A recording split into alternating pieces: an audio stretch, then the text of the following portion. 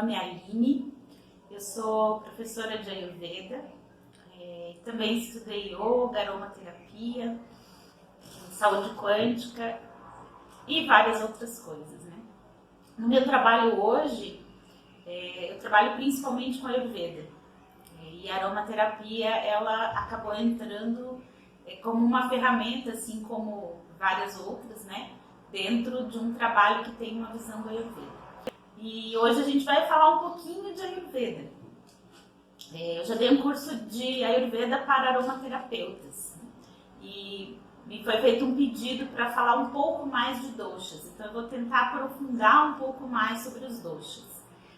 Para fazer isso, eu vou acabar fugindo um pouquinho da aromaterapia, mas é uma base importante porque a gente pode olhar para a pessoa a partir do Ayurveda e depois então fazer uma aplicação da aromaterapia. O Ayurveda, a aromaterapia, ela é considerada uma terapia sutil, né? Então é bem importante a gente entender o lugar da aromaterapia dentro do Ayurveda. Para o Ayurveda, a aromaterapia trabalha mais no campo sutil. A gente trata o que é sutil com o que é sutil e o físico, que é considerado mais denso, né, com procedimentos mais ligados ao físico.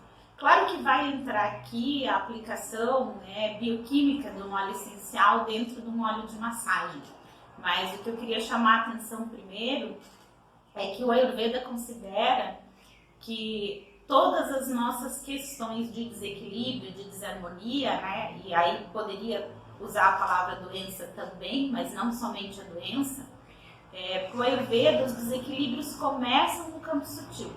Então os desequilíbrios começam a nível da nossa mente e das nossas emoções. E a partir daí, a atuação da aromaterapia, ela vai ter um papel importante não só no retorno, né, ao ponto de equilíbrio, que seria a cura das doenças, mas principalmente trabalhando aquilo que as causa. Tá? Muitas vezes, né, na nossa forma de trabalhar com a aromaterapia, a gente foca muito no sintoma. E a visão do Ayurveda é um pouco diferente. O Ayurveda procura observar as causas e sanar também as causas, assim como a gente tem aquela metáfora, né, famosa da torneira e enxugar o chão, né? Não adianta enxugar o chão se eu não desligar a torneira. Então, para ficar claro esse papel assim da aromaterapia dentro do trabalho do Ayurveda, ela vai olhar principalmente para essa questão, né? Qual é a emoção, ou o pensamento, ou a crença, ou aquilo que está lá martelando no meu sistema sutil, que a partir do momento que eu não olho para isso, vai se manifestar no corpo físico. Então, quando a gente estuda, né, os sistemas através dos elementos, que a gente vai vindo do éter, o ar, que controlam a mente, os pensamentos, a gente vai passar pelo fogo, né, que controla o nosso metabolismo e também a nossa compreensão, o nosso entendimento das coisas, a gente vai trabalhando por aí. O fogo é um elemento interessante porque ele vai trabalhar a digestão também a nível sutil. Então, se eu entender a digestão das minhas emoções, se eu entender a digestão daquilo que passa na minha mente como compreensão das coisas, como resiliência, como pegar aquilo que vem de fora e trabalhar com isso e conseguir separar o que é meu e o que não é meu, eu vou entender como é que essa parte sutil, né, dos nossos problemas do dia a dia, das notícias que a gente entra em contato, das informações que as pessoas nos trazem, né, como é que a forma que isso bate em mim vai aos poucos me adoecendo. E aí combina muito com a visão da psicossomática, né? Porque quando eu não consigo lidar com alguma ideia, quando eu não consigo assimilar alguma coisa, quando alguma preocupação na minha mente, ou quando alguma emoção que eu não consigo digerir fica muito tempo no meu sistema, isso se manifesta no corpo, como forma do corpo chamar a atenção por algum problema. Então o corpo vem com a doença, com a desarmonia, com o desequilíbrio, a partir do sistema mais sutil para o físico, mas no físico ele se manifesta e é um para tudo, né? Então agora eu tenho dor. Quando eu tenho dor, quando eu tenho doença, ou quando eu tenho algum desequilíbrio, eu vou parar para olhar para isso, né? Um exemplo de um desequilíbrio é a ansiedade, por exemplo. Se eu tenho um alto nível de ansiedade, em algum momento isso vai me incomodar e eu vou parar para olhar para isso. E aí a visão do Ayurveda é buscar a causa e trabalhar a causa. Claro que a gente vai ter várias ferramentas para trabalhar também com o corpo físico, no sentido de nutrir, de harmonizar, de desintoxicar, e a gente tem também um olhar para os sintomas, né? O Ayurveda também é muito rico no tratamento dos sintomas, e é claro que a aromaterapia ela entra também diretamente no tratamento dos sintomas.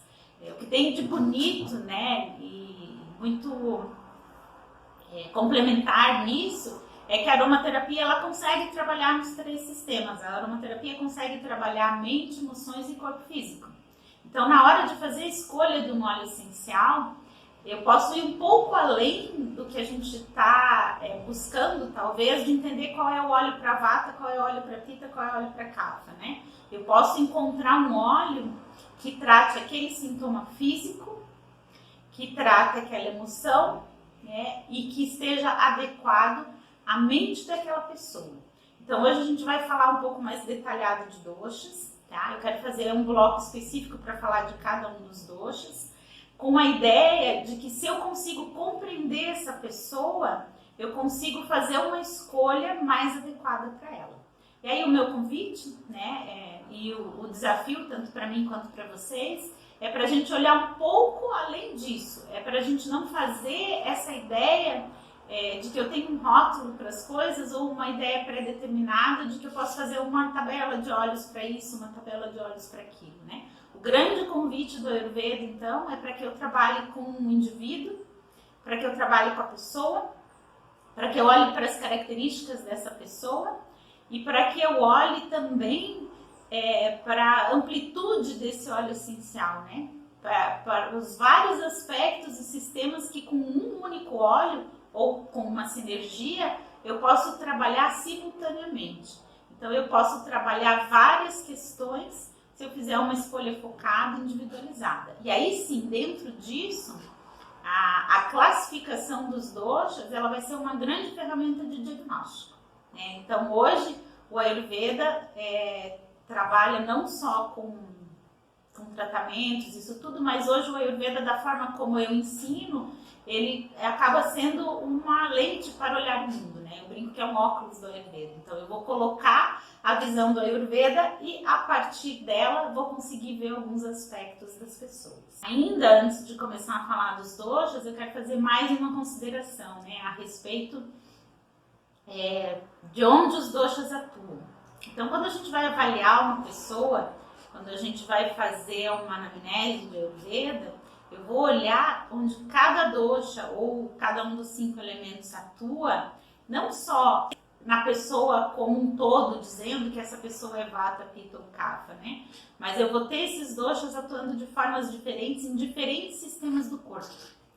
Então, a primeira coisa importante para a gente entender quando a gente fala de Ayurveda e aromaterapia, e principalmente de avaliação de doshas e aromaterapia, é que muitas vezes o que vai estar atuando na mente e que vai estar atuando nas emoções é diferente do que vai estar atuando no corpo físico.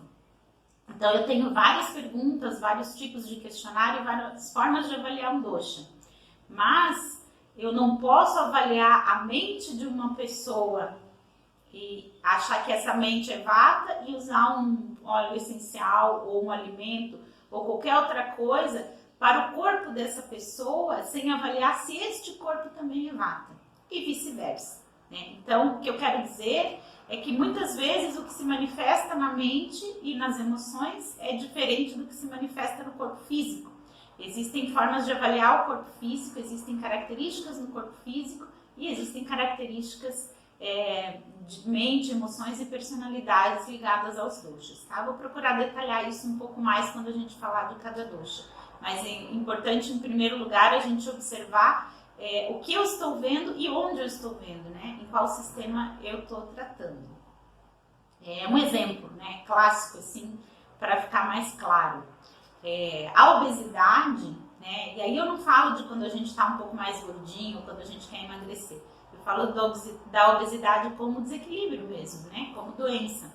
A obesidade para o Ayurveda, ela tem uma característica de uma mente vata e um corpo kapha. Então, o que faz a causa, né, da obesidade chegar a nível de um desequilíbrio mais severo de uma doença? É uma mente extremamente agitada, e esse dosha vata é ligado à área éter, então é uma mente que pede o tempo todo aterramento, né, através do sabor doce e do alimento, porque ambos, sabor doce e alimento, né, comida, têm as características de terra e água, que são o oposto ao dosha vata, que é o que equilibra a vata. É o que essa mente está pedindo. E esse corpo, ele está ao contrário. Esse corpo está kapha. Esse corpo está terra e água, né? Então, esse corpo, ele precisa do oposto. Ele precisa do movimento, ele precisa do estímulo, que é exatamente o que está em excesso nessa mente. Então, para tratar algumas questões como esse quadro, eu preciso pacificar esse vata na mente. Então, eu preciso acalmar essa mente e trazer estímulo para esse corpo ao mesmo tempo, né? Qual que é a reflexão? A reflexão é justamente a gente olhar para esses dois sistemas separadamente. Se eu olhar para essa mente e disser essa pessoa é vata e der alimentação para vata, eu vou aumentar a quantidade de kapha no corpo dela. Se eu olhar para esse corpo kapha e disser não, essa pessoa precisa de movimento e movimentar demais a mente também, eu vou deixar essa pessoa cada vez mais ansiosa, né? Então, o grande desafio que eu proponho aqui é a gente olhar para essas coisas separadamente. E posso ainda, dentro do corpo físico, né, olhar separadamente para os sistemas. Então, das coisas que se avalia principalmente numa pessoa em questões físicas, né? O sono, a digestão e as eliminações, né? A qualidade das eliminações, fezes, urina, suor. Eu posso ter, por exemplo, um sono de kapha, um sistema digestivo com Agni, né, que é como a gente chama a fome, com uma fome de pita, e eu posso ter um sistema, por exemplo, o intestino, que é um sistema de eliminação, funcionando vata, pita ou kapha. Então, quando eu classifico essa pessoa, né, quando eu avalio o dosha dela, em geral, eu vou avaliar a maior proporção que ela tem dos elementos e os movimentos dos doshas que mais predominam, que se manifestam nela com maior intensidade. Mas eu não posso esquecer que avaliar o todo, o conjunto, não determina cada uma das partes. Então, quanto mais eu puder olhar para o funcionamento de cada parte, para o funcionamento de cada sistema, eu vou conseguir ser mais específica e mais adequada, né? Quando a gente fala da aromaterapia, principalmente avaliar a pele, a circulação, o calor nas extremidades, né? Quando eu vou usar um óleo que estimula ou pacifica isso. Então, esse olhar é bastante importante. Outra coisa importante é a gente entender que os doshas, eles vão trabalhar, e eu vou falar um pouco mais detalhado disso, a partir de 10 pares de atributos, né? Então, sempre eu vou ter características como quente ou frio, móvel ou parado, rápido ou lento. Eu vou ter alguma coisa que é macia ou áspera. Eu vou ter várias características opostas. Então, o Ayurveda trabalha com o equilíbrio a partir do oposto, né? Se eu tenho alguma coisa muito parada, ela precisa de movimento. Se eu tenho alguma coisa com excesso de movimento, ela precisa parar um pouco, acalmar.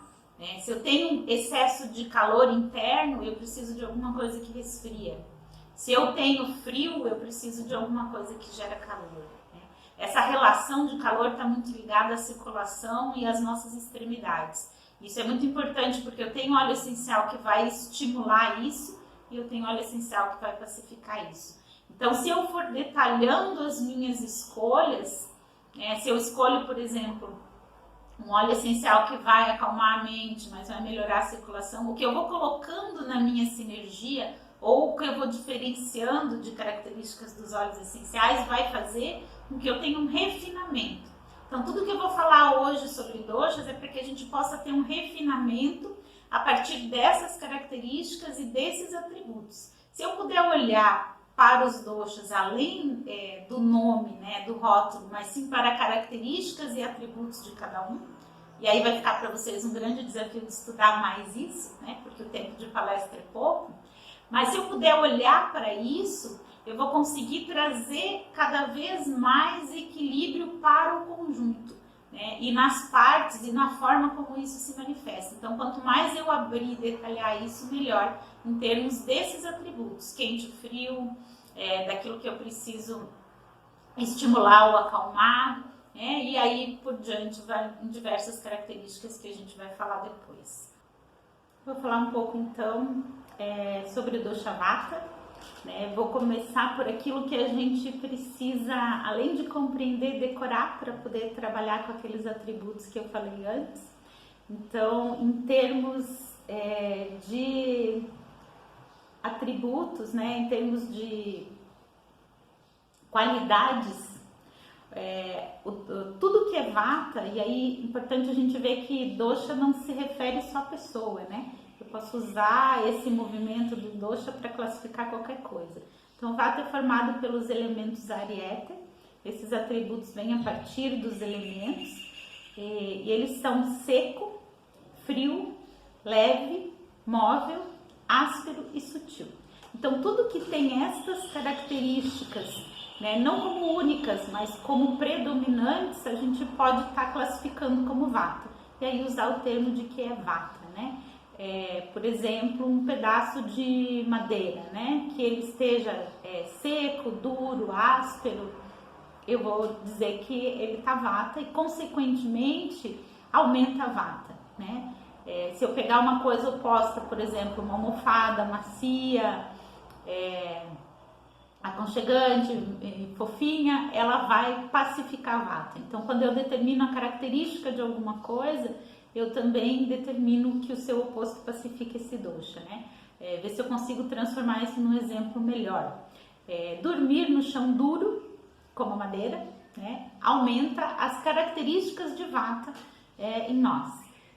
Dormir num colchão macio, fofinho ou cheio de almofadas, aumenta as características opostas à vata em nós. Então, pacifica a vata. Quando a gente quer dizer que pacifica a vata, quer dizer que eu diminuo vata, né? E isso acontece aumentando kapha, que tem os atributos opostos. Então, se a gente pensa em termos de atributos e características, a gente pode transformar qualquer coisa, né, em tratamento, entendendo que esse tratamento vai se dar pelo oposto. E a gente também pode entender a partir daí os fatores que estão causando, né? Então, por exemplo, se eu tenho uma pessoa, né, se eu estou fazendo uma avaliação e a pessoa está com excesso de vata, quando eu escuto sobre os hábitos, a rotina, a vida dela, eu vou entendendo que tudo aquilo que é duro, áspero, seco, tudo aquilo que tem frio em excesso, principalmente o que tem frio seco envolvido, está aumentando ou pode estar causando esse vata nela, né? Às vezes até um evento emocional ou psicológico. Quando a pessoa teve um trauma, né, a dureza da vida, o trauma, aquilo que nos afeta, ele é considerado duro, né, seco. Tem emoções que são secas. Então, isso também pode estar aumentando o vata em nós, tá? Para a gente entender um pouco mais desse dosha. O vata é formado, então, por ar e éter, e ele expressa movimento, expressa as propriedades do vento, né? Então, a energia que circula no corpo, a mente, os sentidos, a nossa homeostase, né? Então, o equilíbrio orgânico, tudo isso é ligado a vata. Um pouco dos nossos hormônios também, porque eles estão ligados à comunicação dentro do corpo, transporte de fluidos, circulação, a eliminação, né? Então, o que faz o nosso corpo eliminar resíduos, dejetos, suor, a frequência de urinar, né? O funcionamento do intestino, tudo isso está ligado às funções do dosha vata dentro do nosso corpo. Então, principalmente o sistema nervoso, né? Mas aquilo que controla o tempo, o movimento, o momento das coisas, né? As coisas acontecerem no tempo certo. Por exemplo, a frequência que funciona o meu intestino, a minha fome está regulada ou não, tudo aquilo que depende de comando do sistema nervoso, como coordenação motora, percepções, essa própria me faltou a palavra agora, mas a nossa relação é de harmonia corporal também, de músculo, de movimento, de percepção espacial ao redor, está ligado à Vata. O que o Dosha Vata promove em nós, né? Agilidade, adaptabilidade e boa comunicação. Então o Dosha não é só desequilíbrio, o Dosha trabalha o movimento do Vata, né? Trabalha para que eu tenha essa agilidade, trabalha para que eu possa ter essa adaptabilidade de receber as coisas, de receber as informações, de responder aos estímulos, e uma boa comunicação. A fala está muito ligada à Vata, né? Então, o falar, o comunicar está ligado ao movimento do ar, está ligado ao movimento de prana, né? Que eu expresso, então é o movimento que vem de dentro para fora, e aí vai ter Vata em equilíbrio e Vata em desequilíbrio. Então, a boa comunicação, ela depende desse Dosha em equilíbrio. O excesso de comunicação, se eu falo e às vezes não conecto a fala com as ideias, ela é Vata em excesso, né? Então o movimento do ar, ele é benéfico, assim como a brisa, como um movimento bom, e se ele for excesso, ele é tumulto, ele é furacão, ele é ansiedade, ele é várias coisas. No corpo, os locais principais, né, onde a gente acumula Vata, é o intestino grosso.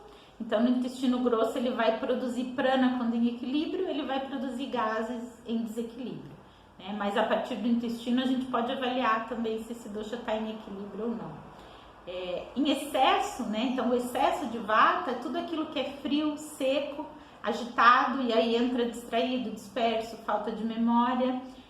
Quando a gente tem no corpo físico perda de peso, insônia, distúrbios do sistema nervoso em geral, quando alguma coisa falha, né, nas nossas sinapses, e a artrite ligada aos ossos. Então o dosha Vata no corpo está muito ligado também ao sistema ósseo, né, onde a gente tem os elementos ar e terra, tá? Então está ligado a Vata. A pessoa, né, de características em geral, quando ela está muito magra, ela está com excesso de Vata. A gente precisa diferenciar estar com de ser, né? Então, a pessoa que tem uma natureza Vata, ela vai ser longilínea, de traços finos, com às vezes pouco dos outros tecidos, então os ossos mais visíveis, proeminentes, os membros, né, braços e pernas com a tendência a parecer um pouco mais compridos do que o tronco, né? Essa pessoa pode ser muito alta ou muito baixa.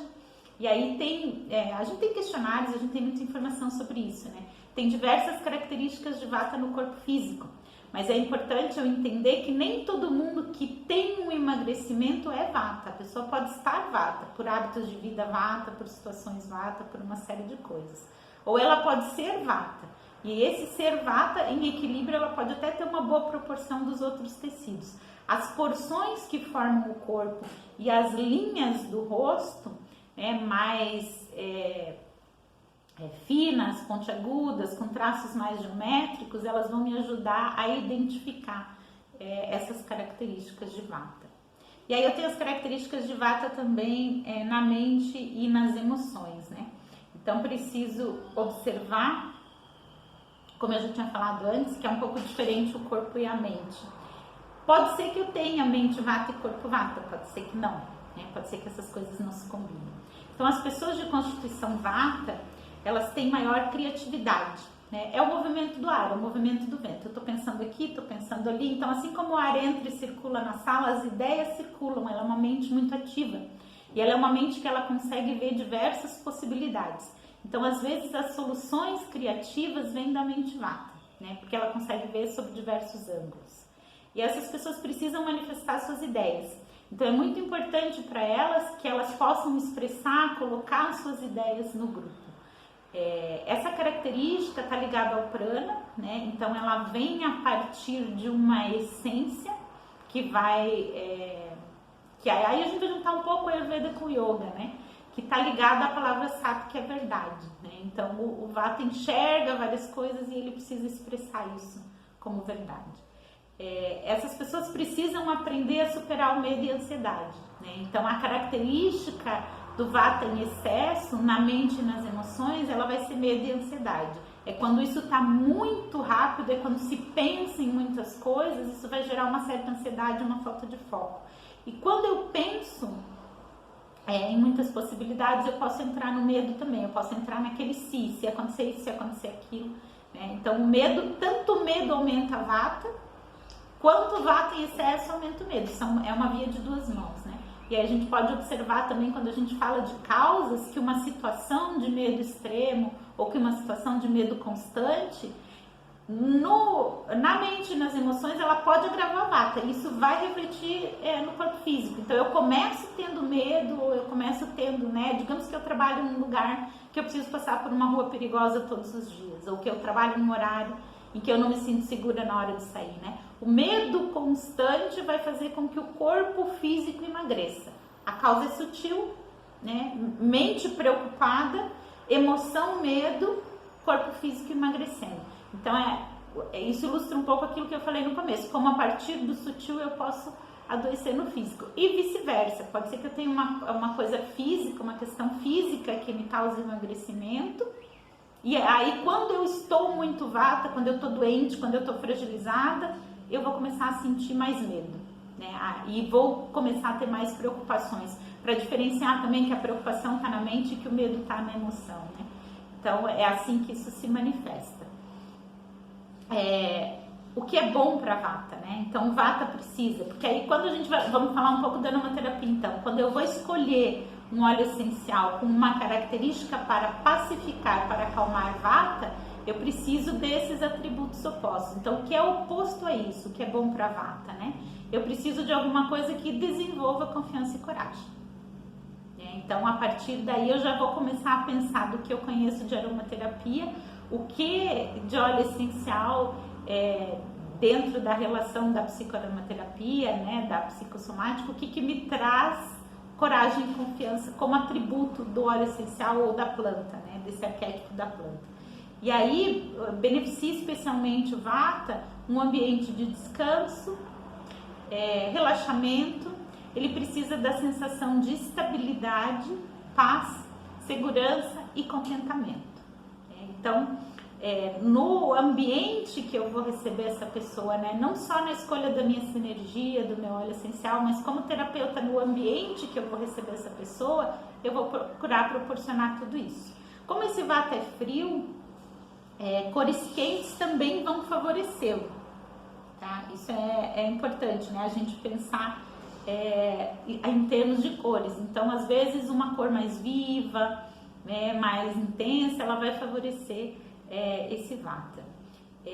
Para efeito de corpo físico, tudo aquilo que acalma e pacifica se ele tiver com excesso de movimento. Então, esse vata tende a excesso de movimento, né? Então, eu tenho que observar muito e principalmente ter muito cuidado com aquilo que é circulatório.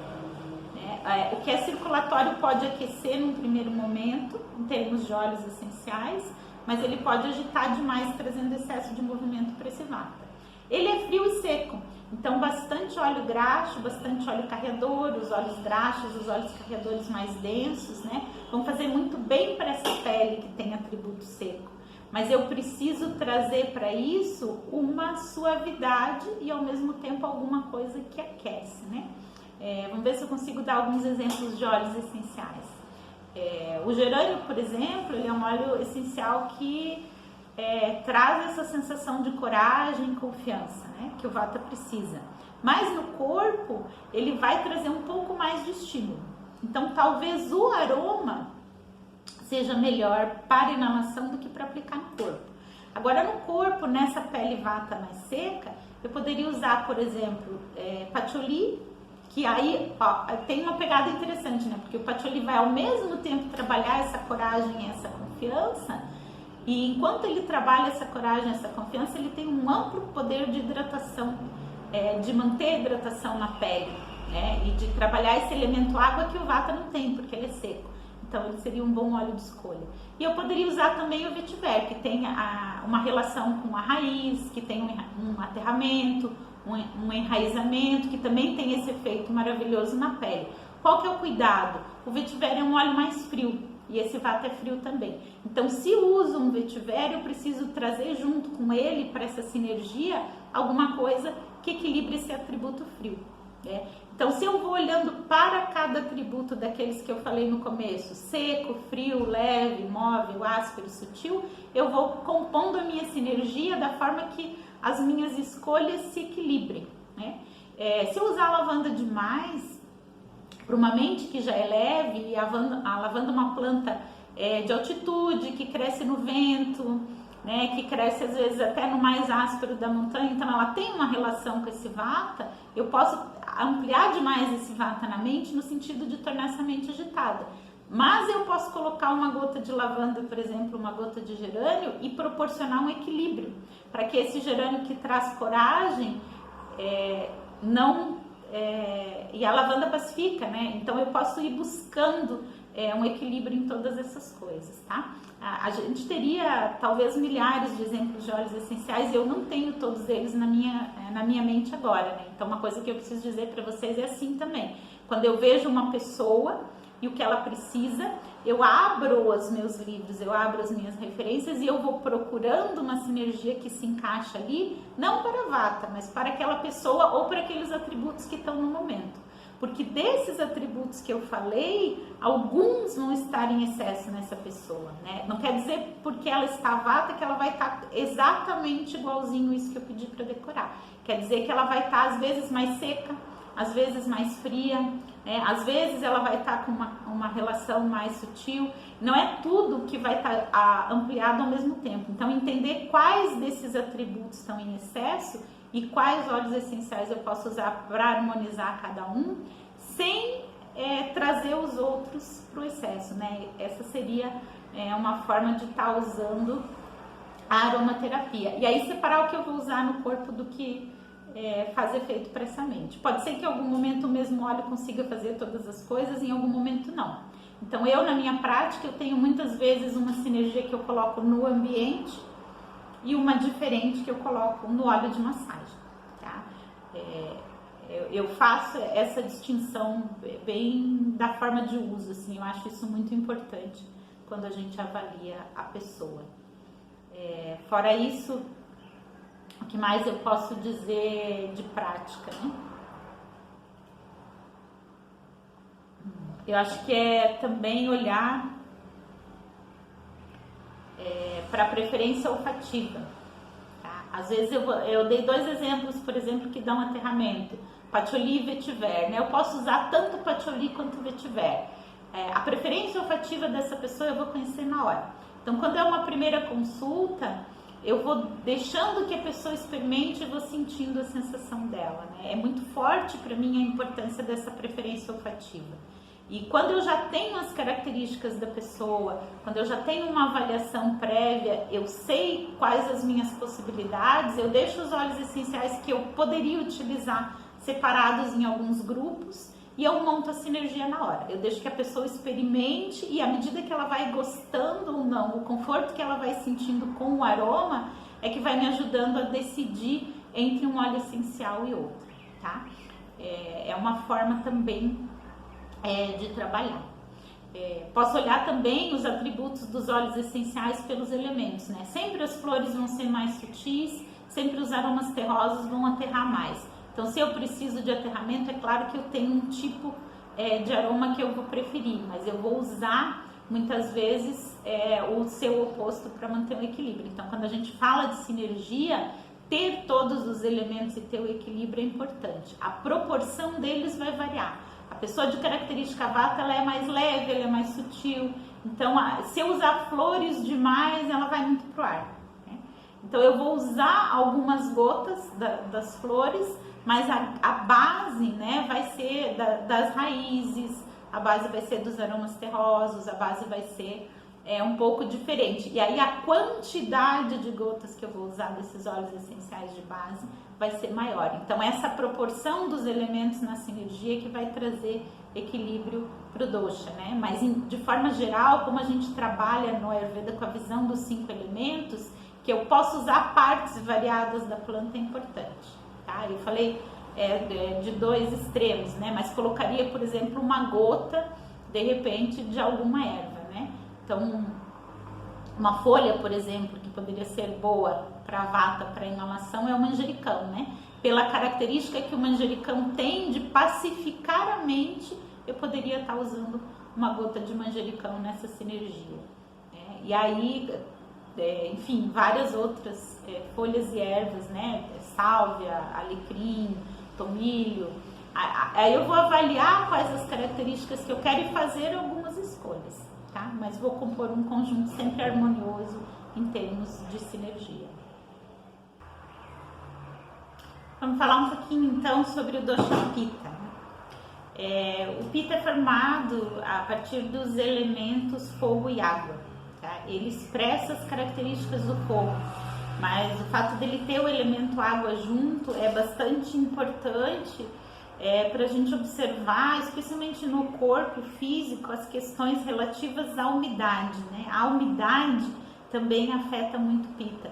E essa mistura de fogo e água, ela é o que a gente tem na condição de calor úmido, né? Então, falando em termos de clima, o calor úmido agrava muito Pitta. Os atributos, né? Aquilo que a gente precisa saber e se basear principalmente de Pitta. Pitta é quente, úmido, leve, móvel. Então, assim como o Vata, ele é leve e móvel também. Ele é penetrante e ácido. Então, a acidez, muitas vezes isso se manifesta na pele, né? Através de questões na pele. Isso vem muito para a aromaterapia, as questões de pele.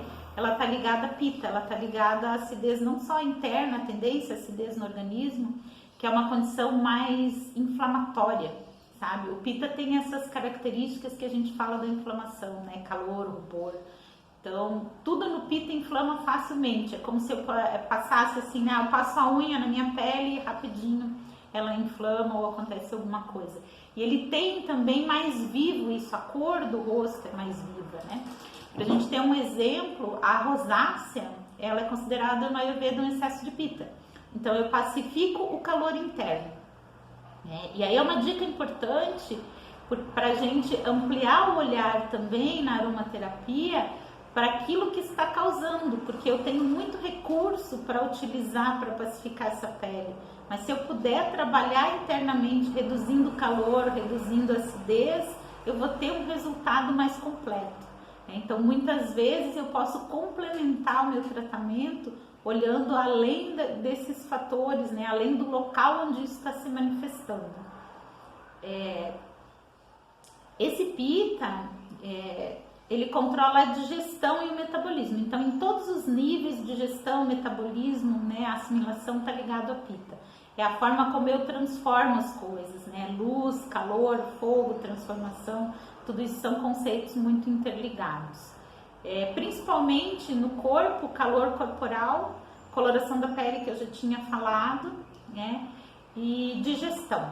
Então, o Pitta tem fome intensa, ele tem muito calor, ele tem mãos quentes, ele tem rosto colorido, ele tem uma boa profusão, né? A gente enxerga nas unhas essa profusão de sangue, tudo isso são características de Pitta. O que o Pitta em equilíbrio no corpo promove? Vigor sexual, coragem, capacidade de lutar e resistência ao frio. Então, o Pitta, ele tem um vigor, né? Esse vigor, essa coragem, esse ir para a vida. E quando essas características estão em falta, eu preciso promover, eu preciso aumentar esse Pitta, eu preciso trazer esse elemento fogo. No corpo, locais de Pitta, né? Principalmente o intestino delgado. Então, características assim também que a gente vai sentir quando a pessoa tende a acidez, aquilo que se manifesta antes, um pouco antes da gente ter uma úlcera, né? Tem uma questão gástrica importante ligada à acidez. Tudo isso está relacionado a Pitta. Onde ele se acumula, então, né? Ele se acumula como ácido no sistema digestivo. Quando ele está em equilíbrio, a digestão é boa, a assimilação de nutrientes é boa e como é que eu vou dizer? O metabolismo corporal é bom. Então, esse Pitta em equilíbrio, ele faz com que tudo funcione, inclusive a nível de digestão celular e assimilação de nutrientes. Em excesso, né? Em excesso, o Pitta se torna quente e irritado. Então, a pele fica irritada, o excesso de calor, a condição inflamatória, causa úlcera, infecção e inflamação, infecções recorrentes, né? infecção urinária, urina mais escura, tudo isso está ligado ao Pitta. Sangramento também, o Pitta está muito ligado ao tecido sanguíneo, né, ao sistema circulatório, e problemas em geral de sangue e pele. A pele manifesta muito a condição do sangue, né, e sangue e fígado são duas coisas muito ligadas a Pitta. Então as questões ligadas também ao fígado, à raiva, tudo isso está ligado a Pitta. No sistema, quero falar um pouco agora da mente e das emoções, né, para a gente poder ter isso bem diferenciado. Na mente e nas emoções, as pessoas de constituição Pitta têm uma percepção aguçada. Então, geralmente a pessoa diz é o que ela está vendo, o que ela está percebendo, e no falar ela vai direto ao ponto, né? Às vezes chega a ser muito pontual. O atributo penetrante tem relação com isso. Quando a gente pensa no fogo, na chama da vela ou numa fogueira, como isso chama a nossa atenção, como a luz nos atrai, a gente olha para lá e quase não consegue se desviar, isso tem a ver com penetrante. Se eu olho uma vela mais de longe, parece que ela está próxima a mim. E a pessoa Pitta tem isso, ela tem tanto na relação dos olhos, quando eu olho nos olhos dela, essa característica penetrante, né? Aquilo me marca, é um olhar que me marca. Como ela tem na fala essa questão de ser penetrante. Quando ela vai lá, parece às vezes até que dói, né? De tão pontual. Então isso é uma constituição da percepção aguçada de Pitta. Está ligado ao discernimento, está ligado a essa região em vários sentidos. Eles precisam aprender a exercer a liderança, né, de uma forma mais harmoniosa. Então o Pitta, por perceber as coisas, ele vai ter a tendência a liderar. E a liderança, ela é uma qualidade, né, quando ela é exercida de forma harmoniosa, e conforme a forma que esse Pitta se relaciona com essa liderança, ela pode ser traumática. O Pitta pode ser muito irritado, né? Uma pessoa Pitta, ela tem a tendência nas emoções a ser explosiva. Então, controlar isso e se colocar de uma forma positiva é o grande desafio do Pitta na mente e nas emoções. Por que isso é interessante, né? Porque a gente tem aqui uma grande ferramenta na aromaterapia para estar modulando essa mente, essas emoções. Se eu consigo trazer esse Pitta para um estado de equilíbrio, de paz, de harmonia no seu sistema sutil, eu consigo proporcionar um campo, eu consigo proporcionar um ambiente onde ele vai expressar a sua qualidade de liderança com mais tranquilidade e suavidade, né? Então, em termos de grupos, eu gosto muito das flores, né, para trazer essa leveza, essa harmonia, essa alegria para o Pitta, e gosto também das grandes árvores, dos abetos, né? O meu favorito para os Pittas é o spruce canadense, é o meu óleo essencial favorito, mas a gente tem outras opções, a gente tem eucalipto, a gente tem esse ar, esse frescor de floresta, né? Ele cai muito bem ao Pitta, ele traz a sensação não só de frescor, como de estar recebendo um ar, de respirar, e o que o Pitta precisa para ser um bom líder é isso, ele precisa respirar e depois se expressar, né? Então essa relação assim da mente Pitta com a aromaterapia, ela é muito interessante em termos de tratamento. Essas características de Pitta, né, estão ligadas ao Agni, que é uma das formas que a gente entende o fogo, né, em vários níveis, e a partir da natureza no yoga, né, a natureza da consciência pura, que a gente chama de Chitta. Então o Pitta está ligado à consciência, estar consciente das coisas, perceber as coisas, essa consciência maior está ligada a Pitta. Essas pessoas precisam superar a tendência à raiva e julgamento, né? Então ele é muito crítico. A autocrítica é uma característica marcante também, ele é crítico consigo mesmo e com os outros, e desenvolver, quando eu olho o lado oposto, para contrabalançar julgamento, autocrítica e raiva, o Pitta precisa desenvolver a compaixão, né? Então, perdão e compaixão. Aí quando eu falo essas palavras, rapidamente já vem outros óleos essenciais que eu posso trazer, né? Posso sim trazer uma camomila, por exemplo, para que esse Pitta consiga, né, perdoar o outro, perdoar a si mesmo, toda essa amorosidade, essa suavidade da camomila. Muito curioso, porque se eu aplico uma camomila na pele, e essa pele Pitta também é muito irritada, ela também é um ótimo óleo para a pele, né? Então, tanto a camomila quanto a rosa, que está ligada a esse amor incondicional, ao chakra cardíaco, eles são 2 óleos excelentes para as pessoas pita, né? A rosa também é um óleo essencial que eu uso muito na pele dos pitas, pela sua suavidade. Ele precisa da suavidade. E muitas vezes nas sinergias, como essa pele é muito reativa, de uma quantidade em gotas, né, em termos de percentual de diluição, menor de óleo essencial. Tá? Pela sua sensibilidade e a sua capacidade de metabolizar. Então, se eu colocar muito óleo essencial na pele de um pita, ela vai ficar irritada. Então, eu uso muito água de rosas. A água de rosas e os pitas são os melhores amigos. Inclusive, uma compressa, né, na região dos olhos, que está muito ligada à luz e ao fogo, uma compressa fria com água de rosas ou com um óleo de rosa bem diluído, assim, 1 ou 2 gotas para 1 litro de água, ela vai pacificar muito pita.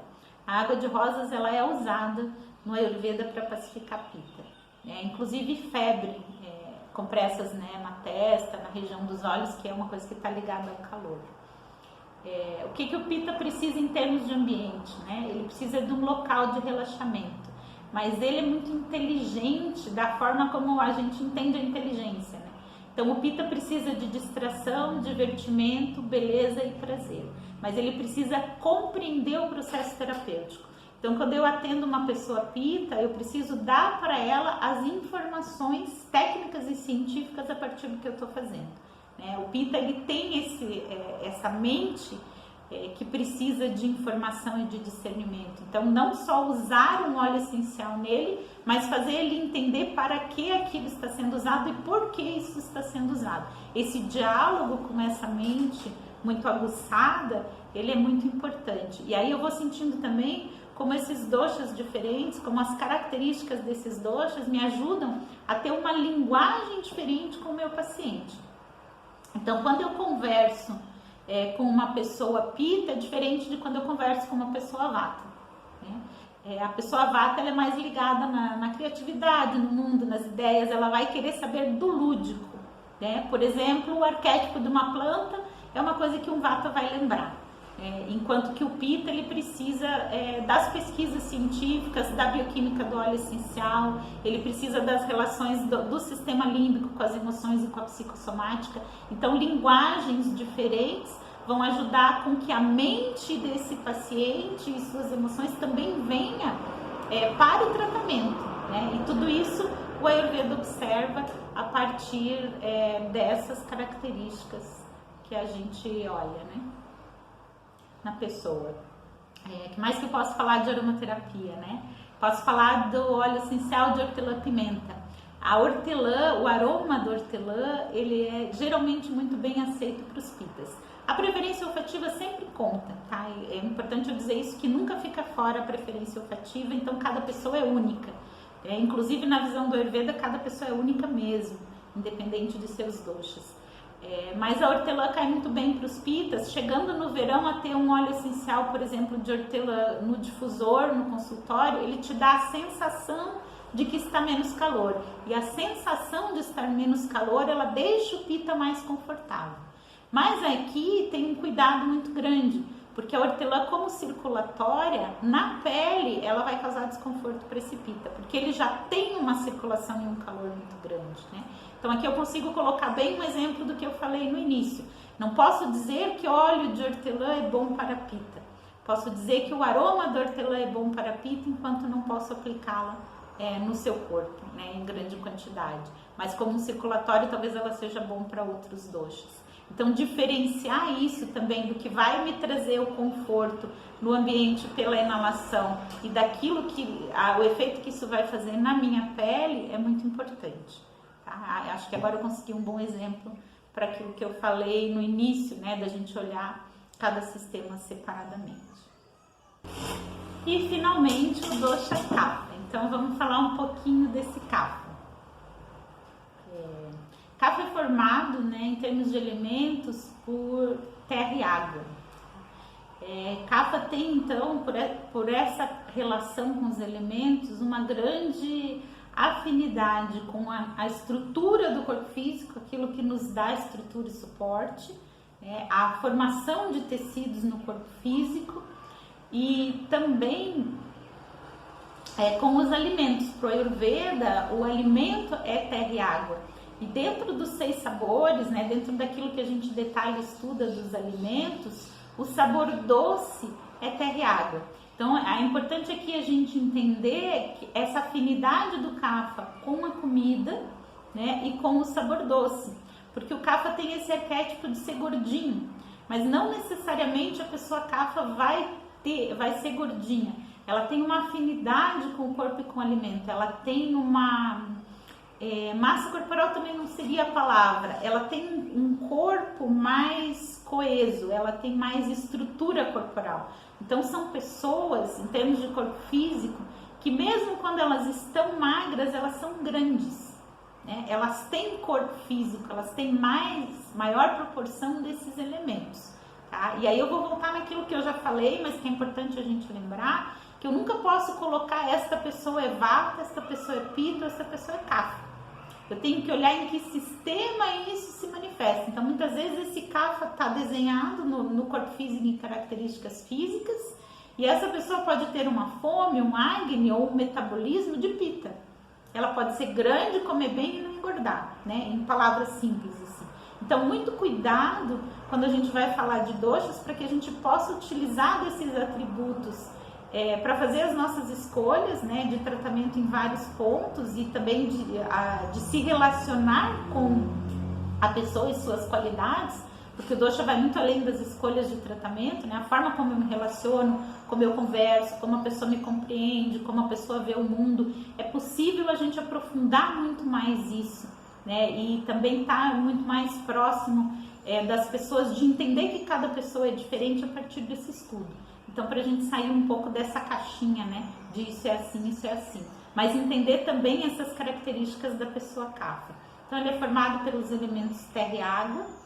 Os atributos, né, que eu falei que são importantes. Kapha é úmido, frio, pesado, lento, pegajoso, suave e firme, né?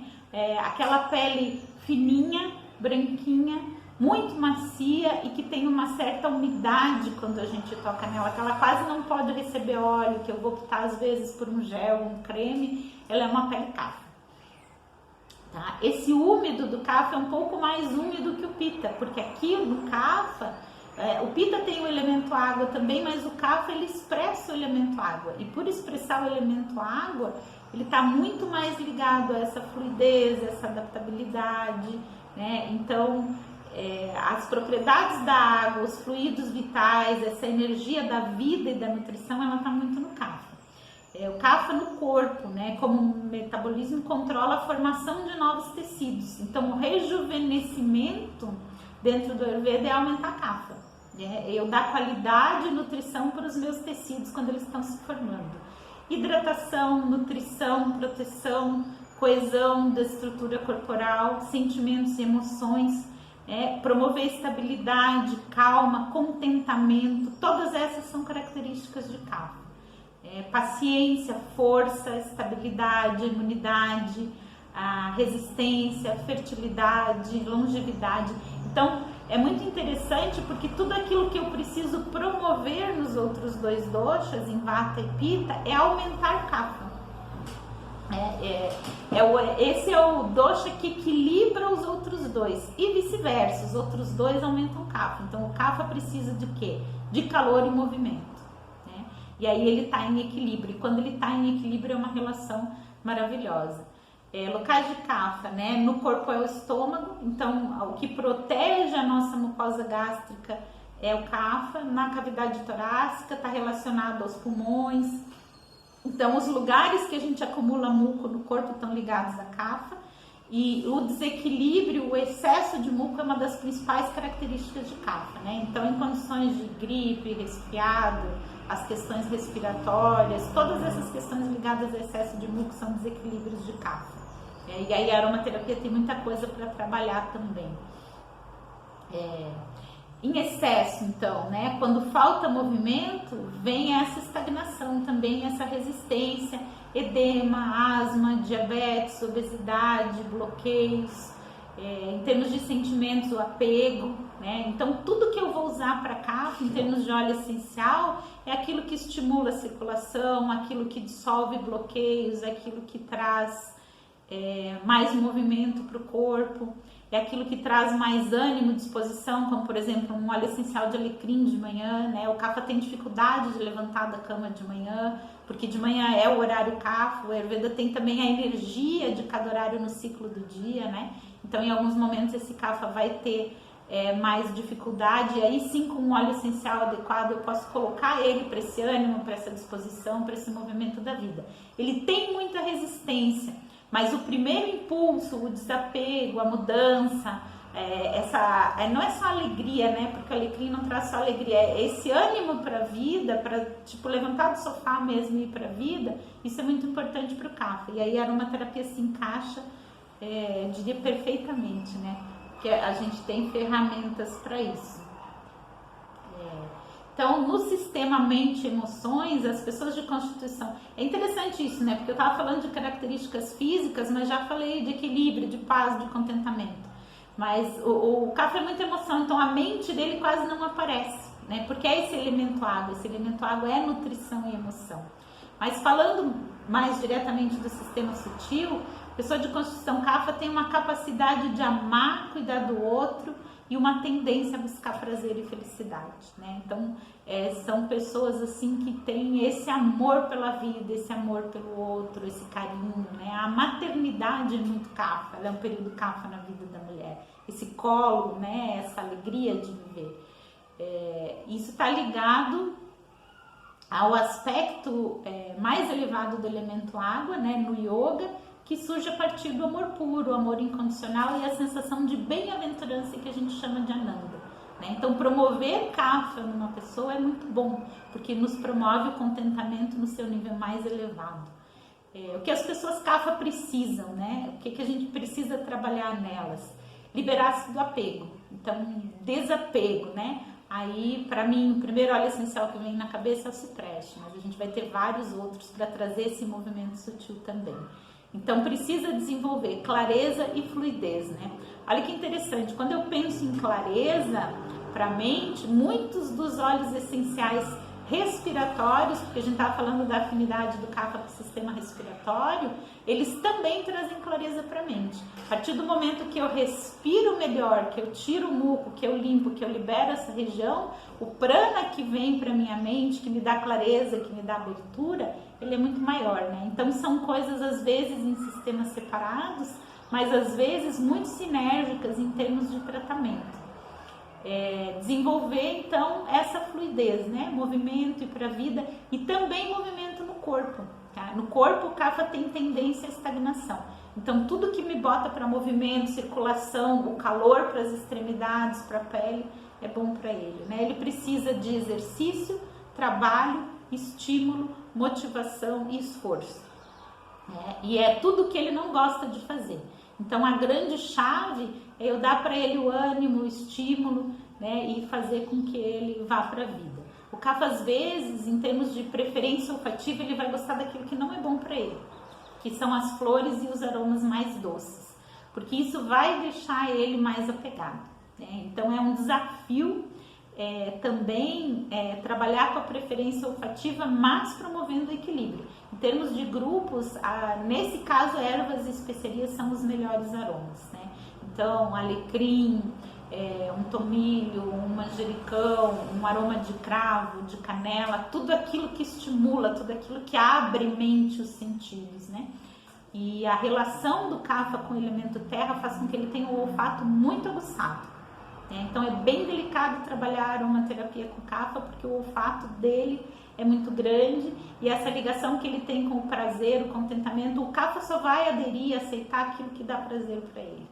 Então a gente tem que se desafiar a fazer que ele tenha aquilo que ele precisa, mas com um prazer, com um gosto, com um carinho.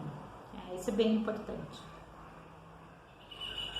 A nível de processo terapêutico, né, como relacionar-se com a pessoa CAFA, ela é por emoção. Então, o CAFA é aquele cliente, aquela pessoa que ela precisa de vínculo. Ela precisa de um vínculo afetivo, ela precisa de uma amizade, ela precisa sentir-se próxima.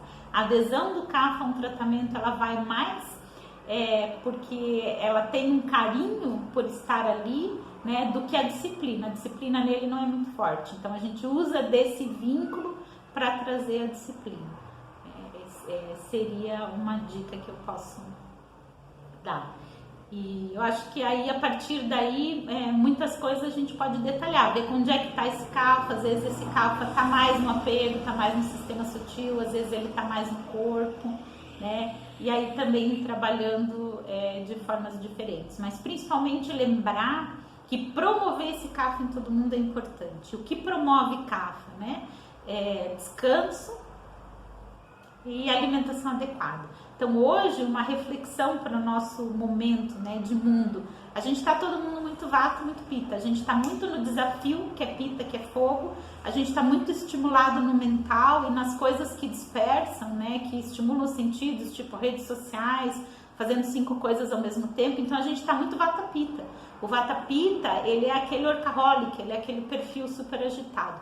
E o kapha, prazer, contentamento, sono, comida, férias, cobertinha no sofá, descanso, ele é o que promove o equilíbrio.